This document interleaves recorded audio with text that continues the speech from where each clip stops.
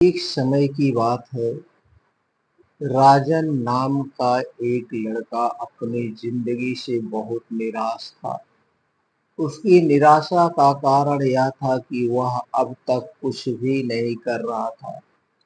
उसके माँ बाप उसे ताने मारते कि तेरे सारे मित्र कुछ ना कुछ कर रहे हैं, लेकिन तू अभी भी घर में ही बैठा हुआ है। मित्रों के बीच भी अक्सर उसका मजाक ही बनता था। वह कहीं जाता तो लोग उससे पूछते कि क्या कर रहे हो। उसे यह बताने में बड़ी शर्म आती थी कि अभी तक वह कुछ भी नहीं कर रहा है। धीरे धीरे उसने रिश्तेदारों के यहाँ आना जाना छोड़ दिया और लोगों से मिलना जुलना भी कम कर दिया। वह ज्यादातर समय अपने घर में ही बैठा रहता था। वो अकेले में रोता, भगवान को कोसता और अपने किस्मत का दोष देता।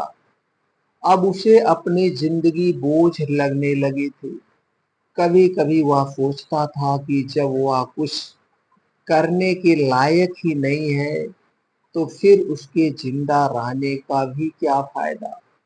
उसे तो मर ही जाना चाहिए। उसका जिंदा रहना अच्छा नहीं है। एक दिन वह अपने नगर के एक सड़क से गुजर रहा था। तभी उसने देखा कि एक गुरु दुख के ऊपर प्रवचन दे रहे थे। वह भी वही भीड़ में पीछे बैठ गया और गुरु के प्रवचन सुनने लगा। गुरु बोल रहे थे कि दुख एक गुरु की भांति होता है, जो हमें जीवन की सच्चाई दिखाता है और हमें सही से जीवन जीने का तरीका सिखाता है। आप चाहे तो अपने दुख रूपी गुरु से जीवन जीना भी सीख सकते हैं और चाहे तो दुख में डूबकर बैठकर भी रोकर भी जी सकते हैं। राजन भी गुरु की ये सारी बातें बड़े ध्यान से सुन रहा था, लेकिन उसे गुरु की यह बातें सही नहीं लग रही थी। उसने खड़े होकर कहा, गुरु, दुख कुछ भी सिखाकर नहीं जाता है, सिर्फ पीड़ा देकर जाता है। दुख की पीड़ा अनंत होती है।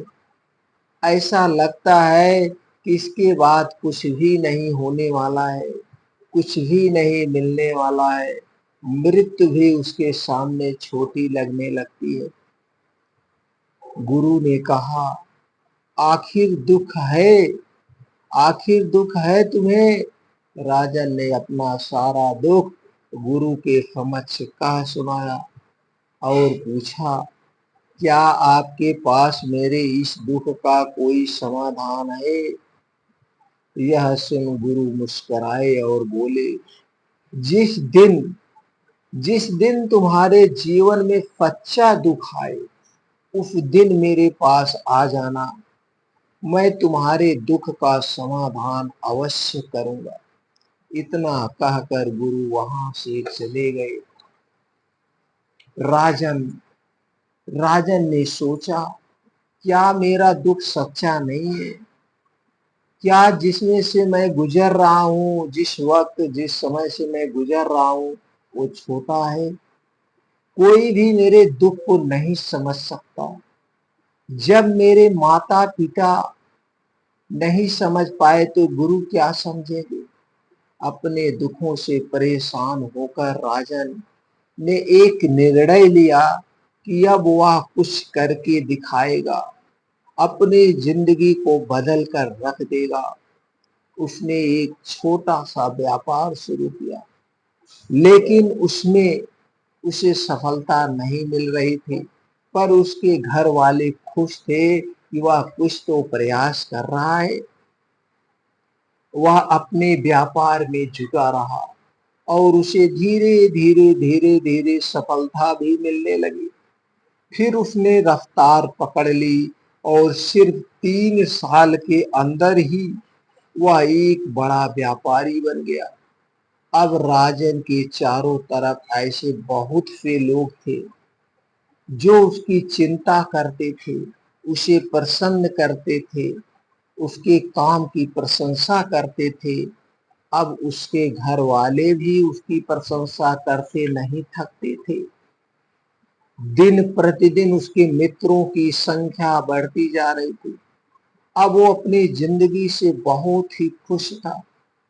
उसके कुछ मित्रों ने उसे सलाह दी कि जब तुम बड़े व्यापारी बनकर इतने खुश हो तो सोचो कि अगर तुम इस नगर के, इस राज्य के सबसे बड़े व्यापारी बन जाओ तो तुम्हारे पास कितना सुख होगा, कितने लोग तुमसे जुड़ना चाहेंगे, तुम्हारा कितना यश फैलेगा, स्वयं राजा भी तुमसे मित्रता करना चाहेंगे और जरूरत पड़ने पर तुमसे ही धन उधार लेंगे। मित्रों की यह बात राजन के मन में घर कर गई।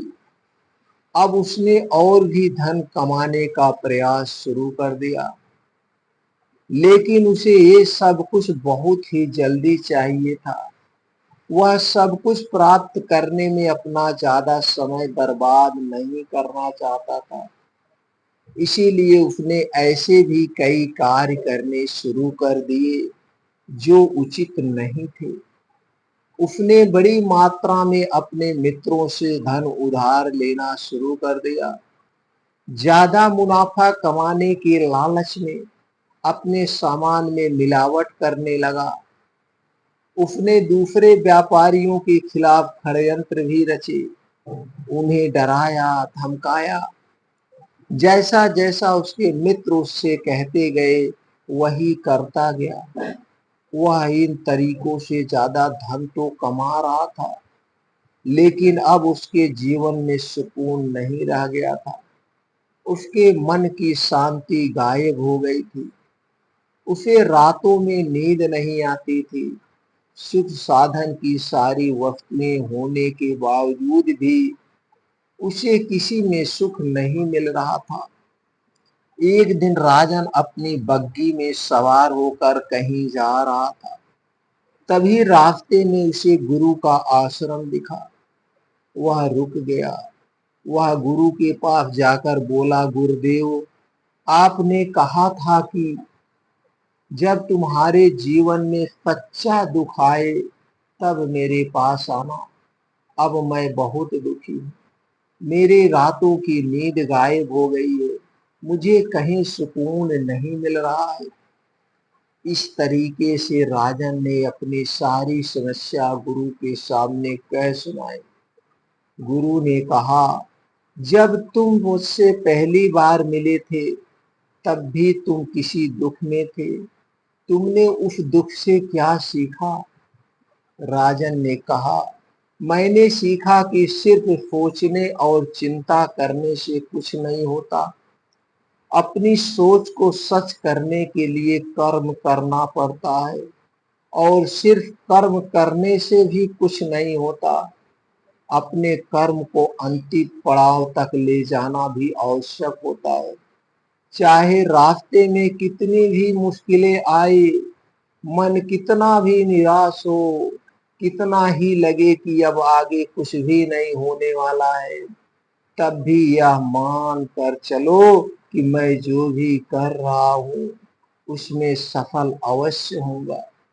लोग सिर्फ सफल व्यक्ति को ही सम्मान देते हैं, फिर चाहे कोई कितना ही अच्छा क्यों ना हो, वह लोगों की नजरों में होता है। यह सब सुन गुरु मुस्कुराए और बोले, यह असली दुख नहीं है। जब तुम्हारे जीवन में असली दुख आए तब तुम मेरे पास आना, मैं उसका समाधान अवश्य करूँ। कवि राजन जाते जाते गुरु को सोने के सिक्कों से भरा घड़ा भेंट किया। घड़ा देखकर गुरु ने कहा, यह मेरे किसी काम का नहीं है, इसे उस पेड़ के नीचे गड्ढा खोद कर दफना दो। राजन ने गुरु के कहे के अनुसार घड़े को पेड़ के नीचे दफना दिया और वहां से चला गया।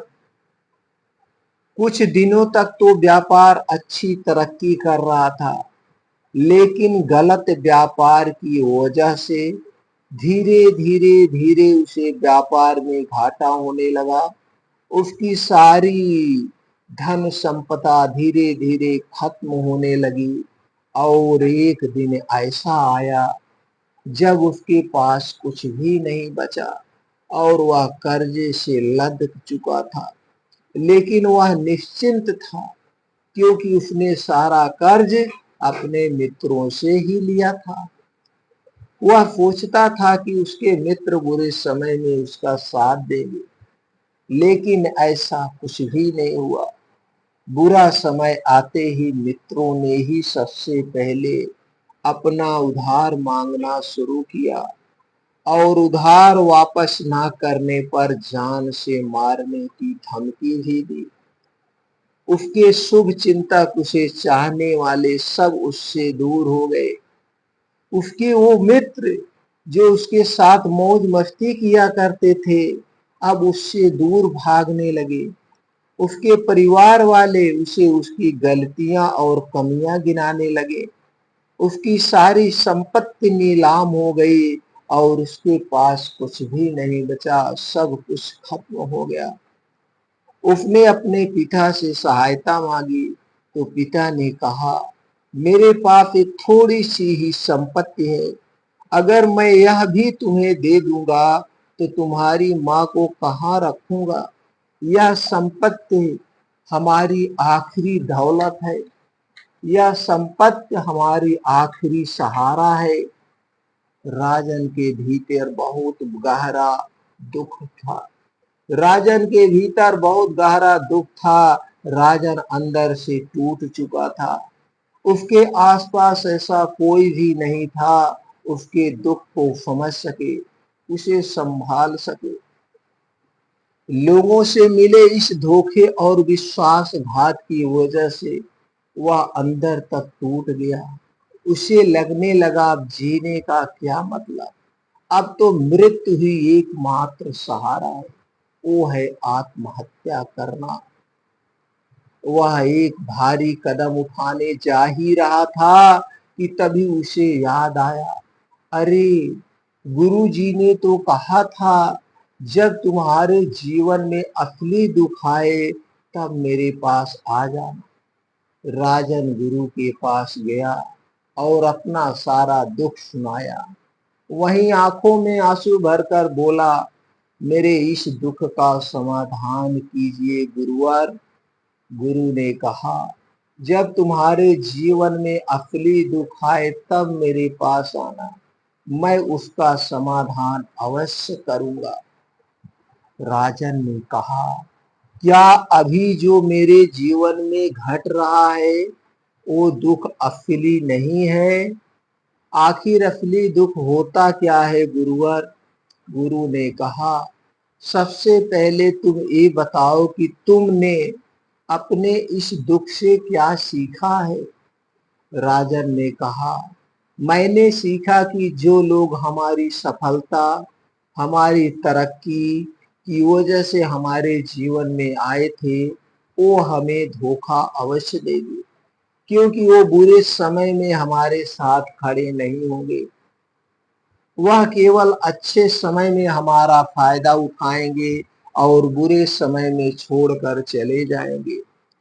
भरोसा केवल उन्हीं लोगों पर करना चाहिए जो हमारे बुरे समय में, असफलता के समय में हमारे साथ खड़े रहते हैं। लेकिन ऐसे लोग बहुत ही कम होते हैं, पर जिसके पास होते हैं उन्हें उनकी कद्र करनी चाहिए, उनका अपमान नहीं करना चाहिए। मैंने यह भी सीखा कि कभी किसी के खिलाफ षड्यंत्र नहीं रखना चाहिए, षड्यंत्र नहीं करना चाहिए, बेईमानी नहीं करना चाहिए। ईमानदारी और धैर्य के साथ अपना काम करना चाहिए और कभी भी लालच नहीं करनी चाहिए। अपना सारा दुख और अनुभव बताने के बाद राजन आंखों में आंसू भरकर गुरु के सामने बैठा रहा। थोड़ी देर बाद गुरु उठे और उस पेड़ के नीचे गड्ढा खोदकर वह घड़ा बाहर निकाला जो सोने के सिक्कों से भरा हुआ था और उसे राजन को दे दिया और कहा, जब तुम्हारे जीवन में असली दुख आए तब मेरे पास आ जाना शिष्य, तब मेरे पास आ जाना।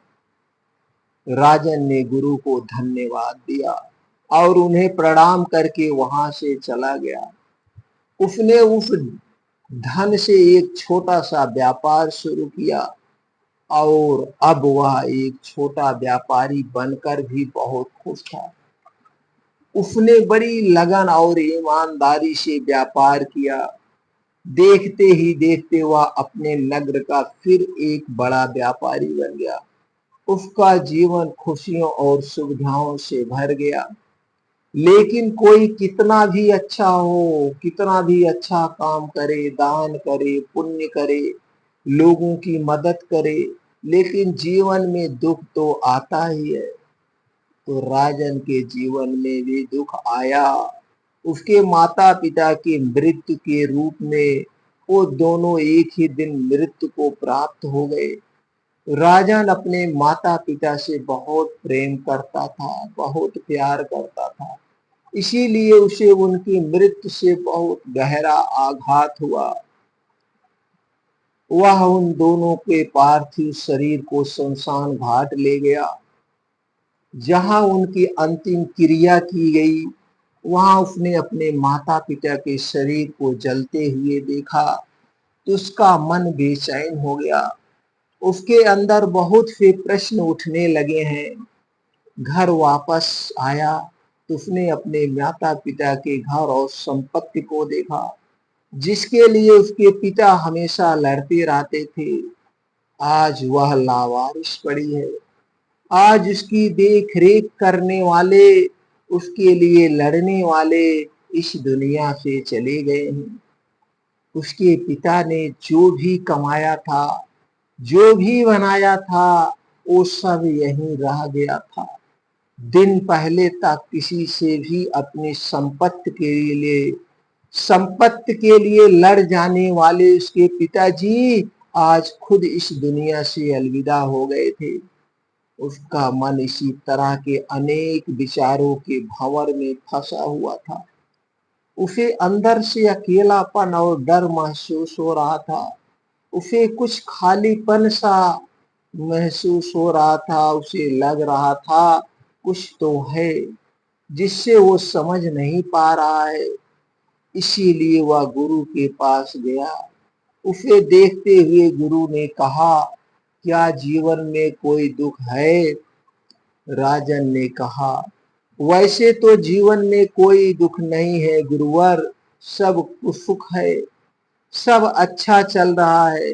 लेकिन आज मेरे माता पिता की मृत्यु हो गई है। इस घटना से मेरा मन बहुत दुखी और बेचैन है। गुरु ने कहा, इसमें दुखी होने वाली कौन सी बात है? एक दिन तो सभी के प्रियजनों को मरना ही है। हमेशा जीवित ना तो कोई रहा है और ना ही कोई रहेगा। एक दिन तो तुम्हें भी मरना ही है। हो सकता है कल ही मर जाओ या आज भी मर सकते हो। राजन ने राजन ने कहा, ये आप क्या कह रहे हैं गुरुवर कि मैं भी मर जाऊंगा?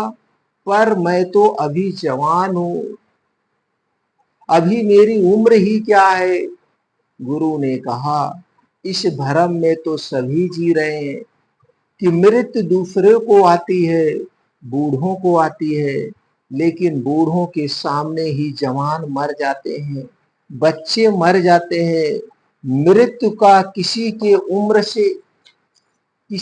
उम्र से कोई संबंध नहीं है।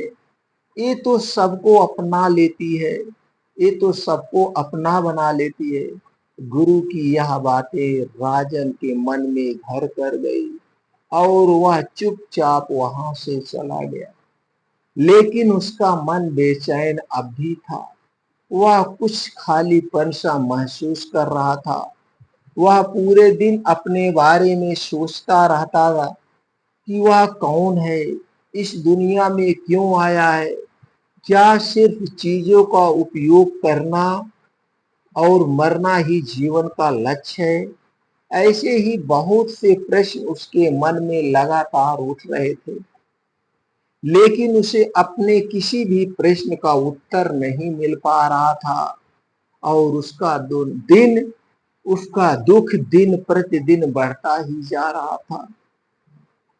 इसीलिए कुछ दिनों बाद वह फिर गुरु के पास पहुंचा और बोला, गुरुवर, मैं बहुत दुखी हूँ, क्योंकि मैं यह नहीं जान पा रहा हूँ कि मैं कौन हूँ और इस दुनिया में क्यों आया हूँ।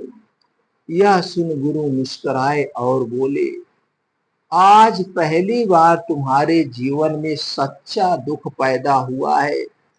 वास्तव में यही है जो दुख कहलाने के लायक है, कि हमें पता नहीं है कि हम कौन हैं, क्यों आए हैं, क्या करना है, कैसे करना है। राजन ने कहा, गुरुदेव, मेरे इस दुख का समाधान कीजिए। गुरु ने कहा, हम सभी इंसान जीवन भर कर इकट्ठा करते रहते हैं। हम सभी इंसान जीवन भर धन संपत्ति मान सम्मान परिवार मित्र शत्रु पद प्रतिष्ठा इत्यादि इकट्ठा करते रहते हैं। गुरु ने कहा, क्या इन इकट्ठा की हुई सभी चीजों में से एक भी चीज को अपने साथ ले जा सकते हो? राजन ने कहा, नहीं गुरुदेव, इनमें से तो कुछ भी साथ नहीं जाता। मेरे माता पिता के साथ भी कुछ नहीं गया, सब तो यहीं पर छूट गया, घर परिवार संपत्ति सब कुछ। गुरु ने कहा, अब मेरी बातों को ध्यान से सुनना। इस दुनिया में हमें जो इकट्ठा करना चाहिए वो तो हम कभी इकट्ठा करते ही नहीं। चीजें हमारे सामने ही होती है, लेकिन हम उन्हें देखने का प्रयास ही नहीं करते। इस दुनिया में हमें जिस जिस चीज को इकट्ठा करना है वो हम खुद हैं। हमें खुद को इकट्ठा करना है, ताकि जब मृत्यु हो तो हम एक हो सके और स्वयं को पहचान सके। हम भीतर से बटे हुए हैं। हम बटे हुए हैं प्रेम में, हम बटे हुए हैं नफरत में, क्रोध में, जलन में, क्रूरता में, धन में, संपत्ति में, पद में, प्रतिष्ठा में, मान में, पहचान में, धर्म में, जाति में। ऐसे ही सैकड़ों हजारों चीजों और वास्तव में हम बटे हुए हैं। हम टुकड़ों में जीवन जी रहे हैं। इस बंटवारे की वजह से ही हमारी चेतना कभी एक नहीं हो पाती है। हमारी शक्ति बिखर गई है। हमारी शक्ति बिखर गई है, इसीलिए हमारे पास इतना भी समय नहीं है, इतनी भी ऊर्जा नहीं है कि हम मुड़कर एक बार अपने भीतर देख सके। वास्तव में जिस धन की कमी है, सुविधाओं की कमी है, मान सम्मान की कमी को लोग दुख समझते हैं और जीवन भर उसे दुख बोलकर रोते रहते हैं और उनका समाधान खोजने का प्रयास करते रहते हैं।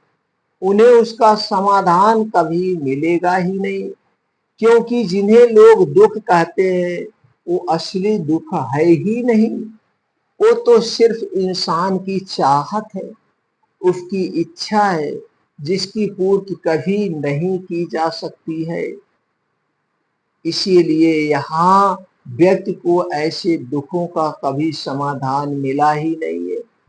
इसलिए इन सब के ऊपर अगर अपने दुखों का परम समाधान चाहिए तो सबसे पहले अपने आप को इकट्ठा करो, अपनी ऊर्जा को इस संसार पे वापस खींचो और एकत्रित करो, अपने ऊपर ध्यान दो, खुद पर ध्यान लगाओ।